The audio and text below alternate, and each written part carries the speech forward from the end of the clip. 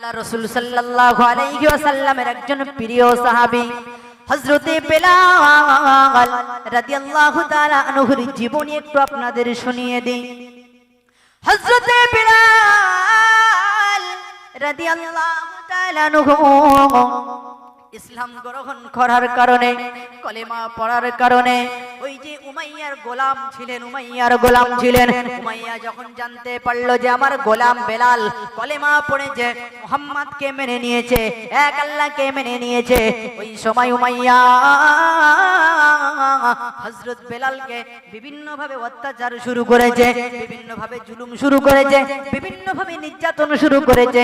এমনি ভাবে হযরত বেলালের দুই হাতটা বাঁধা হলো, দুই পা বাঁধা হলো, বডির উপরে বড় বড় পাথর এনে চাপিয়ে দেওয়া হলো, রৌদ্রের উপরে শুভিয়ে রেখে চাবুক মারছে। আর হযরতে বেলাল ইমানি পাওয়ার শুধু আহাদ আহাদ আহাদ আওয়াজ করছে, জোরে বলুন না সুবহান। এই বেলাল, তোর প্রিয় তো নির্যাতন, তোর প্রিয় তো অত্যাচার, তারপরেও মুহাম্মদকে ভুলিস না, তারপরেও এক আল্লাহকে ভুলিস না। এ বেলাল, তোর উপরে আর জুলুম হবে, এ বেলাল তোর উপরে আর অত্যাচার হবে, আল্লাহকে ভুলে যা, মুহাম্মদ সাল্লাল্লাহু আলাইহি ওয়াসাল্লামকে ভুলে যা। হযরতে বেলাল রাদিয়াল্লাহু তাআলা আনহু তারপরেও তো অত্যাচার নির্যাতনের পরেও ঈমান হারা হলো না। হযরতে বেলাল হুজুরকে এমনি ভাবে উটের সাথে পা বেঁধে দিয়ে, হাত বেঁধে দিয়ে উটটাকে মরুভূমিতে ছুটিয়ে দিয়েছে। উট ছুটছে, হযরতে বেলালের শরীরটা পাথরের আঘাতে এমনি ভাবে এখানে ওখানে কেটে যায়, রক্ত ঝরে যায়, সমস্ত শরীরটা জর্জরিত হয়ে যায়। তারপরেও হযরতে বেলাল ঈমান থেকে সরে নাই, জোরে বলুন না সুবহান।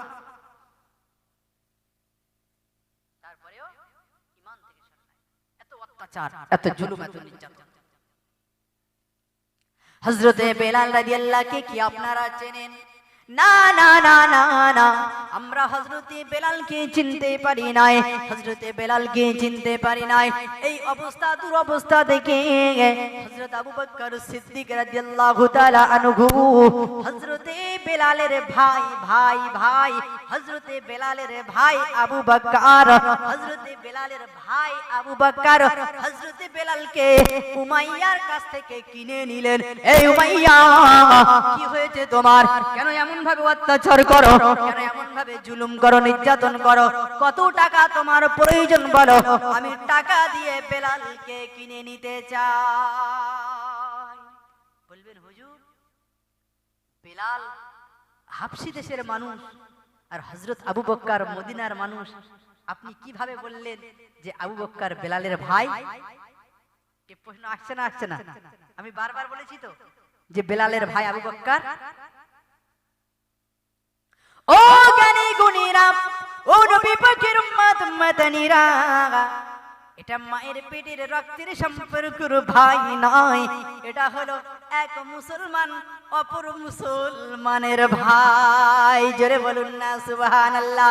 এক মুসলমান বিপদে পড়লে ওই মুসলমানের সহযোগিতা করার জন্য যে আগে আসে তাকেই বলা হয় মুসলমান, মুসলমানের ভাই। হযরত বেলাল বড় অসুবিধার মধ্যে পড়েছে, বিপদে পড়েছে, তাই হযরত বেলালের বিপদ থেকে উদ্ধার করার জন্য তার মুসলমান ভাই হযরতে আবু বকর পাশে দাঁড়িয়েছে, জোরে বলুন না।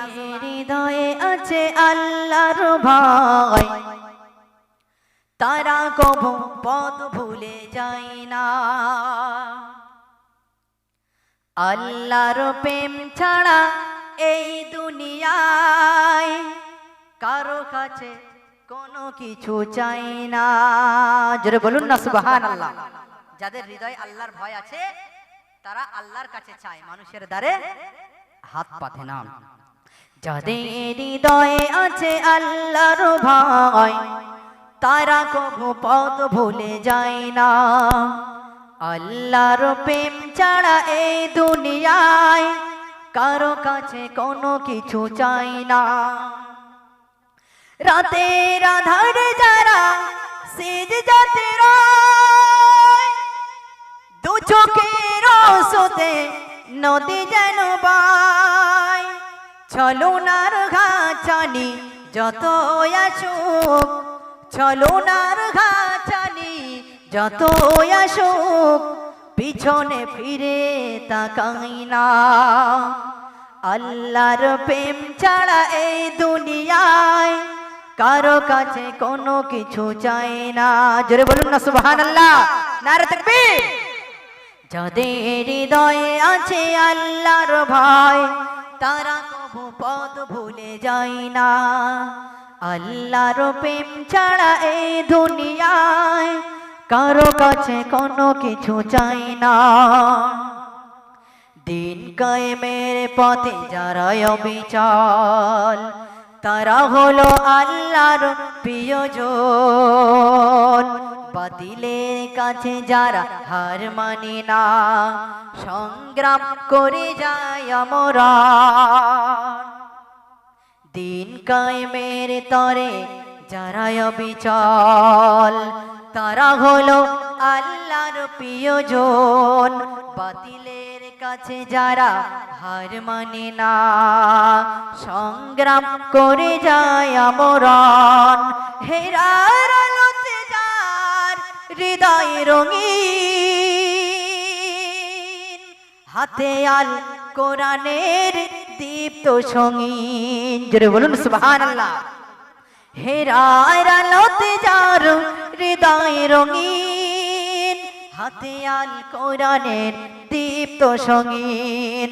সত্যের পথে যারা নিবেদিত প্রাণ, শত্রুকে তারা কভু ভয় পায় না।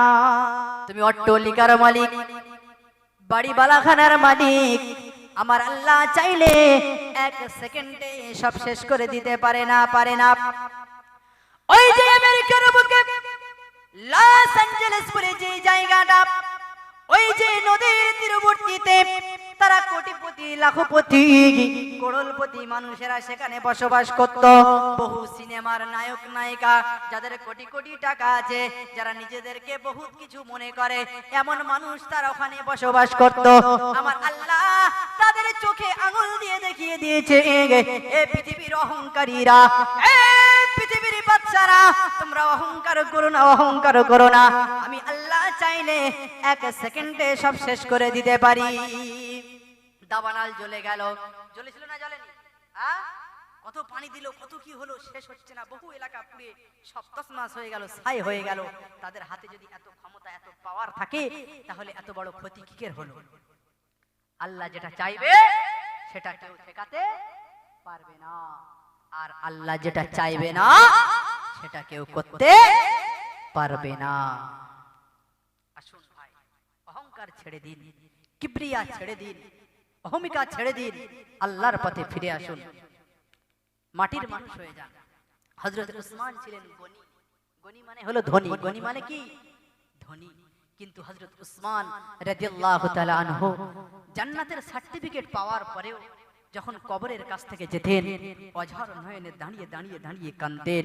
সাহাবীরা জিজ্ঞাসা করলেন, হযরত উসমান, আপনি তো যখন জান্নাতের কথা শোনেন, জাহান্নামের কথা শোনেন, আখিরাতের কথা শোনেন, হাসরের ময়দানের বয়ান শোনেন, তখন তো এত কাঁদেন না, কিন্তু যখন কবরের পাশ থেকে যান তখন কেন এমন ভাবে কাঁদেন? হযরত উসমান হুজুর বলেছিলেন, ও সাহাবীরা, কবর হলো প্রথম মঞ্জিল, কবর হলো প্রথম মঞ্জিল, কবর হলো প্রথম স্টেশন। এই স্টেশনে যার ট্রেনটা ছেড়ে যাবে, তার শিয়ালদায় পৌঁছাতে দেরি হবে। এই স্টেশনে যে ধরা পড়বে, তার আখিরাতটা বরবাদ হয়ে যাবে। এই স্টেশনে যে টিকিটটা কাটতে পারবে না, এই স্টেশনে যে টিটির কাছে ধরা পড়ে যাবে, তার পরবর্তী স্টেশনে যাওয়া খুব দুষ্কর আছে। কবরটা হলো প্রথম মঞ্জিল, কবরের সওয়াল জবাব যে দিতে পারবে না, তার আখিরাতটা বড় কষ্ট। তাই আমি উসমান এখানে কান্না করি, জানি না কবরে আমার সাথে কি ব্যবহার হবে, কবরে আমার সাথে কি ব্যবহার হবে। আর আমরা মনে করছি, আরে কবরে কি হবে, বড় হুজুর নিয়ে আসবো, দোয়া করে দেবে। হ্যাঁ, দোয়া করে দিলে আপনি জান্নাতি নাকি? হ্যাঁ, অবশ্যই আলেম উলামাদের দোয়া প্রয়োজন আছে, তবে সারা জীবন কোরআন নেই, নামাজ নেই, এতিম অসহায় মানুষের পাতে দুটো ভাত নেই, হ্যাঁ, মানুষের উপরে জুলুম করেছো, অত্যাচার করেছো, আর যেই মরে গেছে এরম কাফন বাবা, ইমাম সাহেব একটু কাফন একটু ভুল করে একটু ছোট কেটে ফেলেছে, তা গ্রামের মানুষ ইমাম সাহেবকে বলছে, ইমাম সাহেব, হ্যাঁ কাফন কাটতে তুমি জানো না? কাফন কাটতে জানো না? মুর্দা মানুষের কাফন কেমন করে কাটতে হয় তাও জানো না? কবরে যদি শোয়াতে একটু ভুল হয়ে যায় বাই চান্স, ইমাম সাহেবের সবাই শিক্ষা দেয়, কি ইমাম সাহেব কিচ্ছু জানে না, বলে না, বলে না? হ্যাঁ, আমরা মরে মুসলমান হতে চাইছি, জীবন্ত অবস্থায় কেউ মুসলমান হতে চাইছি না। জীবন্ত অবস্থায়, জীবিত অবস্থায়, হায়াতে জিন্দেগিতে আল্লাহ পাক রব্বুল আলামিন বলছেন যে তোমরা রাসূলের সুন্নাত অনুযায়ী জীবন যাপন করো। হ্যাঁ, এমনি ভাবে তোমরা যখন শয়ন করবে তো মুখটা থাকবে কিবলার দিকে, পাগুলো থাকবে কোন দিকে? দক্ষিণে নাকি? হ্যাঁ, মাথাটা কোন দিকে থাকবে? উত্তরে। এখানে রাসূলের কোনো কথা আমাদের শোনার বালাই নেই, যে যেদিকে পারি সেদিকে শুই, কোনো অসুবিধা নেই। রাসূলের সুন্নাত জীবনে নেই। সুন্নতি পোশাক পরতে বলেছে, কোনো সময় সুন্নতি পোশাক পরিনি, আর মরে যাচ্ছে আর মুসলমান করে কবরে পাঠাচ্ছে, ভালো করে ঢেকে দে, ঢেকে দে, হ্যাঁ, ভালো করে ঢেকে দে। ও নওজোয়ানেরা, ও তরুণেরা, ও নবী পাকের উম্মতেরা, সাহাবায়ে কেরামেরা যুদ্ধের ময়দানে শহীদ হয়ে গেছেন, কাপড়ের কাপন পাওয়া যায়নি, কাপড়ের কাপন পাওয়া যায়নি, এমনি ভাবে রক্তাক্ত শরীর নিয়ে বিনা কাপনে তাদেরকে দাফন করা হয়েছে না হয় নাই? আমল থাকলে পার হয়ে যাবে বাবা, কাফন ছোট কি বড় সব দেখা হবে না, সব দেখা হবে কি কি দেখা হবে? ঈমান দেখা হবে, আমল দেখা হবে, সব দেখা হবে না। আসুন যে কথা বলছিলাম, হযরতে বেলাল রাদিয়াল্লাহু তাআলা আনহু কে হযরত আবু বকর সিদ্দিক রাদিয়াল্লাহু উমাইয়ার কাছ থেকে কিনে নিলেন। উমাইয়ার কাছ থেকে কিনে নিয়ে আল্লাহ রাসূল সাল্লাল্লাহু আলাইহি ওয়াসাল্লামের কাছে জমা করে দিলেন, ওখানেই থাকেন, ওখানেই থাকেন। আল্লাহ রাসূল সাল্লাল্লাহু আলাইহি ওয়াসাল্লাম হযরত বেলালকে একটা বড় দায়িত্ব দিয়েছিলেন, সেই দায়িত্বটা হলো মুয়াজ্জিনের দায়িত্ব। কিসের দায়িত্ব? মুয়াজ্জিনের দায়িত্ব। বেলালের মর্তবা মর্যাদা কেমন আপনাদেরকে একটু শোনাই, শুনুন। বেলালের কণ্ঠটা তো সুন্দর ছিল, হযরতে বেলাল হুজুর এত সুন্দর ভাবে আযান দিতেন, ফজরের আযান দিতেন, আসসালাতু খায়রুম মিনান নাওম,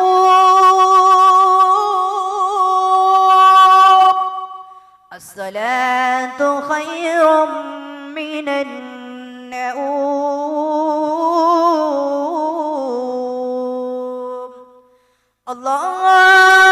আল্লাহু আকবার, আল্লাহু আকবার, লা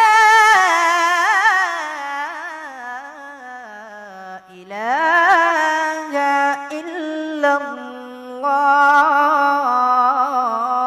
জোরে বলুন আল্লাহু আকবার, নারে তাকবীর।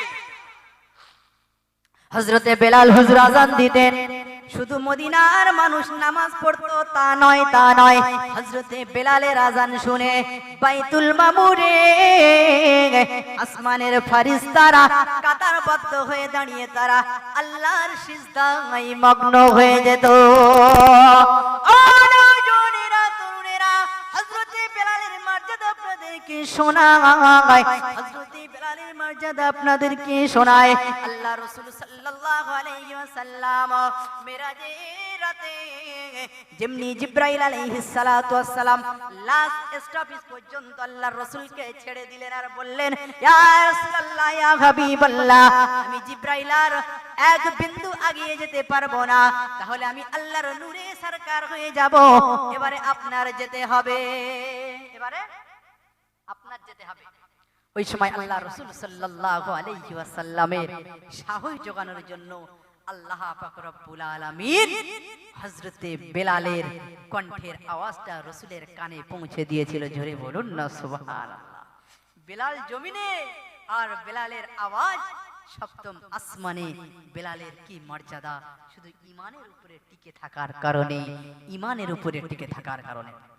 আসুন নওজোয়ান তরুণেরা, ও নবী পাকের উম্মত উম্মাদানিরা, হযরত বেলাল হুজুরের মর্যাদাটা আপনাদেরকে শুনিয়ে দেন। আল্লাহ রাসূল সাল্লাল্লাহু আলাইহি ওয়াসাল্লাম ইন্তিকাল করেছেন, পর্দা নিয়েছেন, রওজা মুবারকে শুয়ে আছেন।